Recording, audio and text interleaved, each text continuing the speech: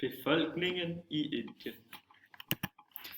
Først vil vi snakke om religion, og den mest udbredte religion, det er selvfølgelig hinduismen, og den indeholder mange traditioner og regler for, hvordan man opfører sig over for hinanden.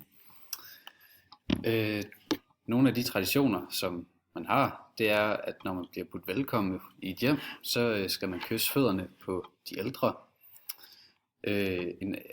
Et andet velkomstritual, det er, at man får en rød prik i panden. Hjemme i deres hus, der har de ofte nogle bedealtre, som mange af os oplevede. Og på billedet til venstre kan man se et af dem. En anden ting, som er meget traditionelt, det er, at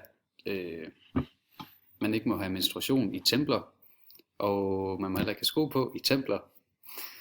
Og der er selvfølgelig mange regler for dyrkelsen af. Der er mange regler for dyrkelsen, og det kan føre til en lettere nulstillelse af karma. Yes. Fattigdom. I Indien, der ser man den her fattigdom over det hele. Man kan se det blandt andet i form af de her faldefærdige bygninger, som står mange steder. Og også det skrald, der ligger rundt omkring, hvor der ofte går fattige rundt og samler det, der har værdi i skraldet, som de så kan sælge videre efterfølgende. De rige i Indien, de har ofte et meget sådan etnocentrisk måde at skue verden på, og de ignorerer ofte det faktum, at der faktisk er fattige i Indien. Det gør de blandt andet ved, at de kommer med sådan undskyldninger, som for eksempel være, at de er dovne og ikke gider arbejde, eller at de selv har valgt ikke at have et hjem. Personligt så var jeg ude at spise på et marked, hvor jeg så min familie give mad til nogle fattige tiggerbørn. Men der var så det problem, at der var ingen, der faktisk havde set ham, ejeren af boden, give mad til de tiggerbørn. Fordi han jo også gerne ville tjene nogle flere penge. Det skete også ofte, at når man var ude at køre, og når man holdt ved et rødt lys, så kom der tiggerbørn rundt og spurgte om penge og bankede på vinduerne. Yes. Så har vi om byer og overbefolkning.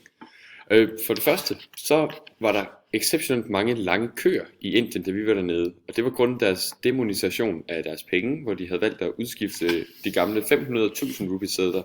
Så man kunne se lange køer af mennesker, der stod måske hele dage, måske flere dage i kø ved banker for at vente på penge. Og oftest var det forgæves, da der ikke rigtig var penge nok til dem alle sammen, eller sedler.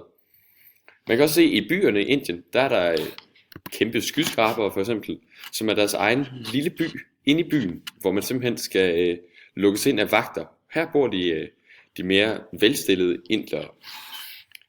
De mere fattige indere bor i bygninger, som man kan se på højre side, og så er det ikke engang de værste. Desværre noget, vi aldrig rigtig har set de rigtige slumbyer i Indien, mens vi var der, men vi ved jo, at de er der. Og transitionen fra u-land til i-land har medført, at urbaniseringen har eskaleret i Indien. Folk de flytter fra landet ind til byerne for at søge arbejde på fabrikker, i håb om en bedre fremtid for dem selv og deres børn. Indien har i dag over 35 byer med over 1 million indbyggere.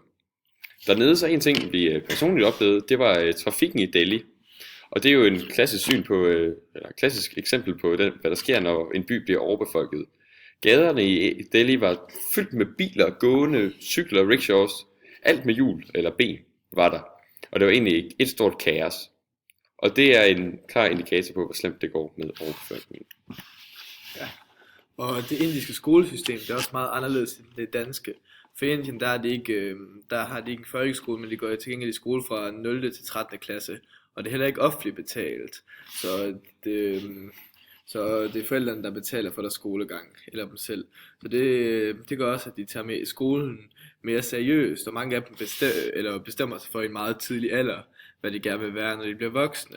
Så de har noget at gå efter. De har også enorme skoler, fordi de går fra 0. til 13. klasse. Så man vil se enormt mange mennesker på indiske skoler. Det oplevede vi især, at der var ekstremt mange til morgensamlingerne, og diverse andre ting. Og der er også en helt anden respekt for lærerne i Indien, end der er herhjemme, hvor man kalder dem sir and mom, og man rører deres fødder. Ja. Yes, det var lidt spændende om Indien.